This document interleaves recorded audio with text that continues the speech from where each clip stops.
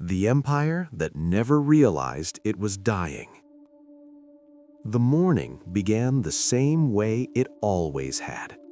The sun rose slowly over tiled rooftops, and its light touched stone walls that had already been standing for centuries. A fisherman untied his boat without hurry. A baker tested the warmth of an oven with his bare hand. Somewhere nearby, a clerk dipped a pen into ink and began copying a document that no one alive would ever read again. No one in the city noticed anything unusual. No bell rang, no warning was given. No one knew they were living inside one of the most important chapters of human history. This was how the greatest empire on earth spent most of its days, not in fire or conquest, but in routine, patience, and quiet habit. And this quiet endurance would shape the modern world more deeply than any single battle ever could. This is the true story of the Roman Empire that refused to collapse, and how its long, slow life echoed forward until it quietly reached the shores of what would one day become the United States of America. The city stood where land and water forced the world to slow down. To the east, a narrow channel carried ships between continents. To the north, a sheltered harbor curved inward like a resting hand. To the south, open water stretched toward distant coasts. From above, the city looked protected by geography itself. Long before emperors noticed it, traders did. They arrived with grain, wine, olive oil, timber, and metal. They arrived with news spoken in many languages. They arrived with habits and customs that blended slowly, day by day, into something new. This place was first known as Byzantion, a modest settlement founded by Greek colonists who cared less about beauty than about position. They understood something essential. Whoever controlled this narrow passage controlled the movement of the world. For centuries, the city remained small, useful, and largely ignored by history. Its people lived simple lives. Children learned trades early. Fishermen worked before dawn. Merchants counted coins by hand. Priests maintained rituals inherited from distant ancestors. Empires rose and fell around them. The city remained. When Rome expanded eastward, Byzantion became Roman without resistance. It did not change much. Roman taxes were collected, Roman laws applied, Roman soldiers passed through and left again. Nothing about the city suggested greatness. Then Rome itself began to tire. By the 3rd century after Christ, the empire had grown too vast for its own weight. Messages traveled slowly, decisions arrived late, borders demanded constant attention. Emperors ruled briefly, sometimes violently. The city of Rome, once the center of everything, had become a symbol rather than a solution.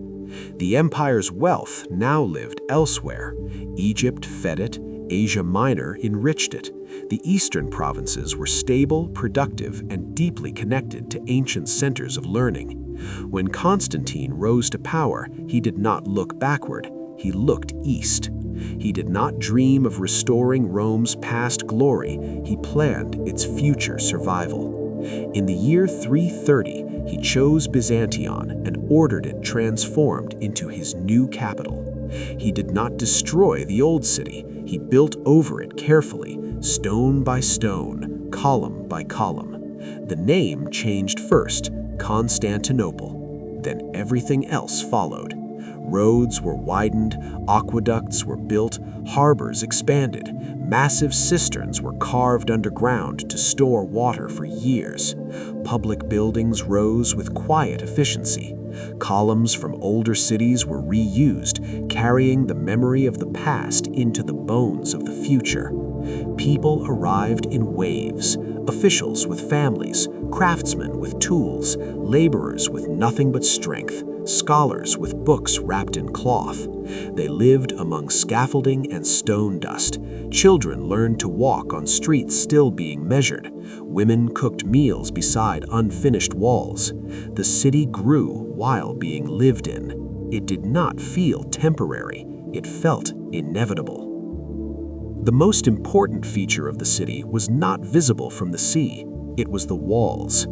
Across the landward side of Constantinople, engineers built fortifications unlike anything the world had seen. Not one wall, but layers, deep ditches, massive towers, carefully designed gates. At first, many believed the walls were excessive. They would be wrong for nearly 1,000 years. Armies came. Some arrived confident. Some arrived desperate. Some arrived believing prophecy favored them. They camped outside the walls. They shouted. They waited. They attacked. Inside the city, bread was baked. Courts operated. Children attended lessons. Merchants opened shops each morning. The walls did not respond. They endured, and endurance became the city's defining trait. Constantinople called itself Roman, but it no longer sounded Roman. Latin faded from daily use.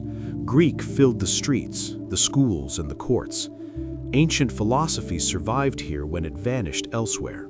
Medical knowledge was copied. Mathematical texts were preserved. Legal codes were refined and organized. While Western Europe fractured into smaller kingdoms, Constantinople perfected administration. Everything was recorded. Taxes were tracked carefully. Grain shipments were measured precisely. Public salaries were standardized. Court rulings were archived. This obsession with order made the city stable, and stability attracted people. Armenians, Syrians, Slavs, Italians, Egyptians. They brought food, music, habits, and beliefs. Over time, the city became a quiet mosaic of cultures that learned to coexist because survival demanded it. Religion changed slowly. Christianity, once persecuted, became dominant, but not without debate. Councils met. Arguments lasted years. Words mattered deeply. Definitions shaped doctrine. Entire communities lived by interpretations written in careful language. And through it all, life remained ordinary. People worked, people married, people argued, people grew old. Then came something no wall could stop: the plague. It arrived on ships hidden in grain and cloth. Rats carried it, fleas delivered it. The disease spread quietly at first, then rapidly. The empire did not panic. Hospitals filled. Doctors observed symptoms and wrote descriptions. Clergy organized care. Officials recorded deaths. The empire did not collapse. It weakened. It adjusted. It continued. Because Constantinople survived the plague, knowledge survived with it. Medical observations, administrative practices, legal continuity. These things would matter later, long after the people recording them were gone. Centuries passed. Empires rose elsewhere and fell quickly. Constantinople aged slowly. It lost territory, regained some, lost more again. Emperors ruled, some wisely, some foolishly. Most were forgotten. What mattered was continuity. When ancient texts vanished in the West, they remained here. When law became fragmented elsewhere, it remained structured here. When cities emptied, this one endured. Eventually, this preserved knowledge traveled west again. Scholars fled with books. Ideas moved quietly across borders. The Renaissance did not begin in isolation. It inherited what Constantinople had guarded patiently. Those ideas shaped Enlightenment thinkers. Enlightenment thinkers shaped political philosophy. Political philosophy crossed the Atlantic. The United States was not born in a vacuum. It was influenced by ideas that survived because one city refused to vanish.